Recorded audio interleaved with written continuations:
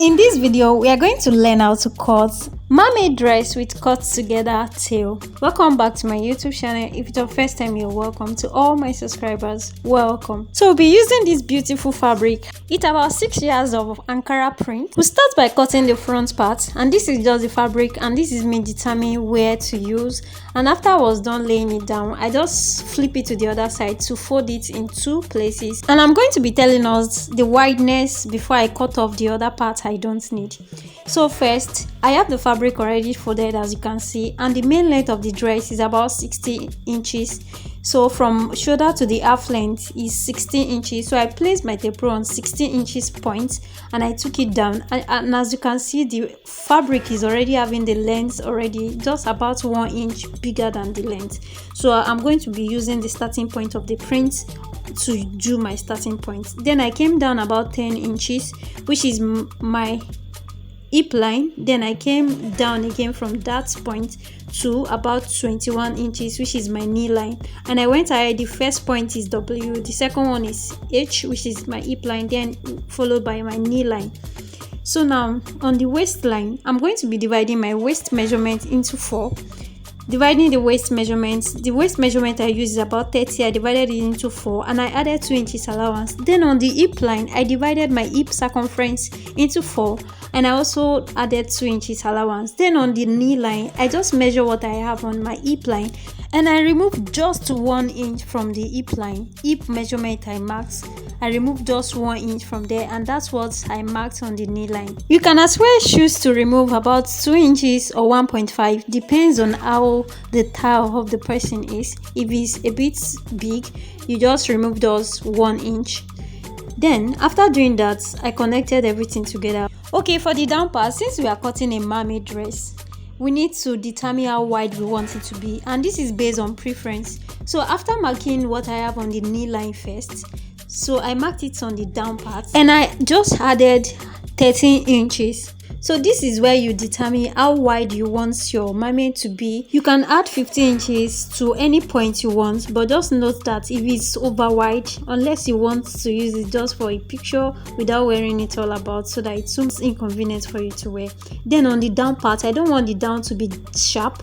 On that edge, I came up about 1.5. You can come up about 2 inches. Also, I came up and I slanted it just exactly the way you're seeing it, and after that I went ahead to cut all my mark out on the fabric, and this is just for the front part. Okay, now it's time to like the video. Please like this video, thank you. After that, we are going to determine the dart points. So from the center of the fabric, I came in about 4 inches and I went down about 6 inches. I connected the points together. That place is where I'm going to be holding up. After I was done doing that, I needed to proceed with the back part. Then I discovered the length is not going to be enough for me, the length of the fabric. Take note, anytime you are cutting a mermaid dress and your fabric is a pattern fabric that you cannot, if you turn the other side, you can't use it because of the pattern. Try to think about it first before you proceed on cutting out the mermaid tail, because at the end, the pattern of the dress may actually not look good with the way you are going to cut it. So take note of that. Luckily for me, with this fabric, any side I switch to is going to be perfect for it, both horizontal. So I just place the front part on the fabric plane. Then I just first cut out the side, leaving the other part for the mermaid tail, so that we're going to determine how we're going to cut the mermaid tail. Then on the center, I came out about 2 inches, which is going to be for my zipper. Then I marked the 2 inches down to my knee line. You can see the line on the fabric I placed on it, which is the knee line. Then after I was done marking out, then this is me just trying to determine where the mermaid is going to be. So first, what I did to make the work easier for me, where the fabric I placed on it, which is the front part we cut first, where it stopped, I first marked it on the fabric, on the other fabric we're using for the back. After I marked it, then I determined the wideness of the mermaid at the back is going to be 14. So I came out about 14. Then downward, I don't want it to be too long, so I came down about 10 inches. So downward I used 10 inches wideness.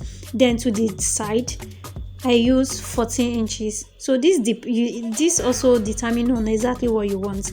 Then on the 10 inches downward, I just slanted it to the other edge to meet up with the fabric I placed on it. Then coming back to the side, I also traced it back to the knee points I already marked to meet the 2 points I marked initially. So after I was done doing that, I just went ahead to cut out everything I have. Now you can see perfectly. So this mamite is still based on preference. If you want yours to be long, this is where you determine how long, how wide you want it to be. If it's massive, this is the same step you are going to use. It's just for you to determine exactly how wide you want, and that's what makes the difference. Unless you want the tail to be separate. Also remember, for this particular one, I just cut one part of the back. I will place this one on another fabric and cut the second part. Basically, this is the mammoth dress. You can attach this to a skirt. You can make it a skirt or attach it to a gown. Then for the lining, you can also determine where you want the length of your lining to be and exactly the way you have it here. If you want the length of the lining to be on the knee, you cut the lining to the knee.